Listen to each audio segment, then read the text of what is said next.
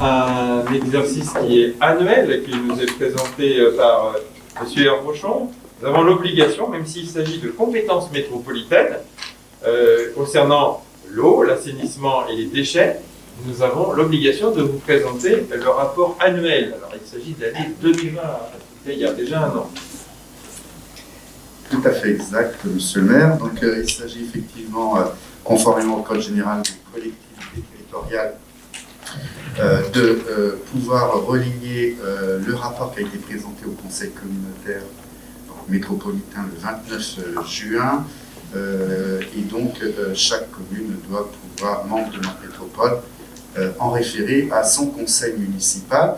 Le rapport donc, est conforme au Code général des collectivités territoriales, outre la présentation générale des services de l'eau et de l'assainissement, et aussi pour les déchets, sur les principaux événements marquants de l'année, et figurent aussi les indicateurs de performance obligatoires, tant techniques que financiers, et ainsi que les données fournies par les opérateurs publics et privés dans le domaine de l'eau. Et vous verrez également pour la partie déchets, je ne répéterai pas là, c'est le même processus pour le rapport déchets. Si un membre du conseil souhaite que je rentre à nouveau dans le détail, on a fait une lecture détaillée dans la commission.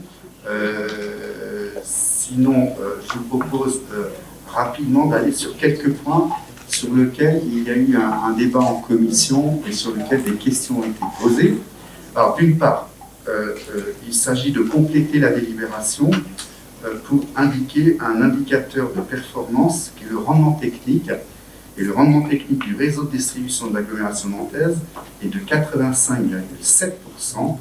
Et nous pouvons considérer qu'à ce niveau-là, la performance globale du réseau est donc satisfaisante. Donc, je vous propose qu'on ajoute ça à la délibération en fin de la première page.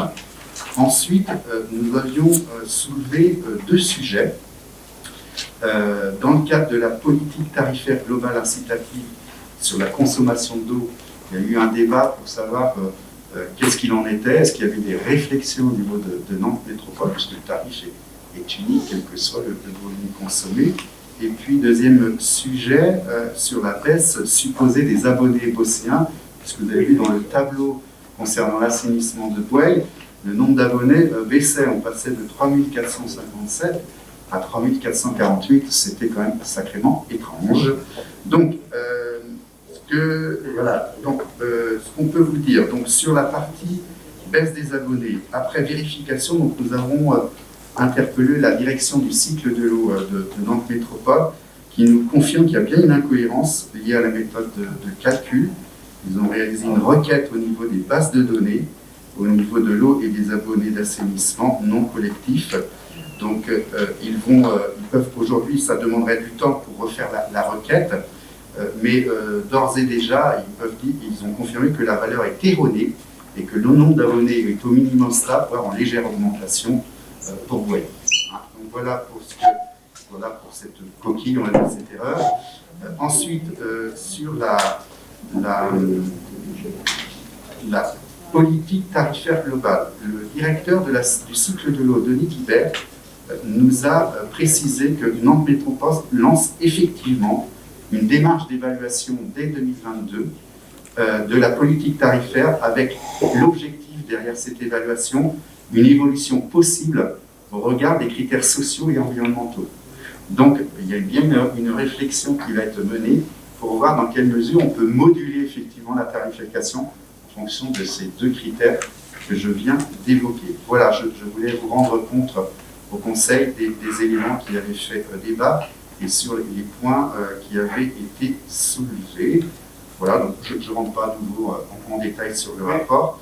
Merci d'avoir remonté nos questions et d'en être occupé. C'est tout à fait normal et c'est tout en l'honneur de la Commission de regarder avec attention ces rapports d'activité qui sont souvent âpres et parfois un peu complexes. Donc il n'y a pas de vote, l'idée est de prendre acte. On prend acte de la présentation de ce compte rendu annuel des services de Métropole à déléguer en matière d'eau, d'assainissement et de déchets. C'est du pur formalisme. quand on prend acte, est-ce qu'il est nécessaire d'avoir la ligne autoriser Monsieur le maire à conclure toute formalité et à signer tout document se rapportant à cet effet? C'est une question que je vous pose. Je n'ai pas la réponse. Je doute que c'est un copier-coller qui a dû rester. Alors, si je peux me permettre. Peut-être, oui, mais moi aussi j'ai un doute, ça peut. Est-ce que j'ai quand même quelque chose à signer pour signaler à Nantes Métropole qu'effectivement il y a bien eu cette présentation qui est obligatoire de par le code des... Donc peut-être quand même que je vais avoir une signature ou deux à faire derrière. Donc c'est pour ça que je vous ai demandé quand même de voter sur le fait qu'on prend acte et vous m'autorisez à signer si je dois certifier qu'à ce conseil du 9 décembre, on a bien fait cette présentation. C'est très formel, effectivement. Donc, qui s'abstient, qui vote contre, adopté bien sûr à l'unanimité.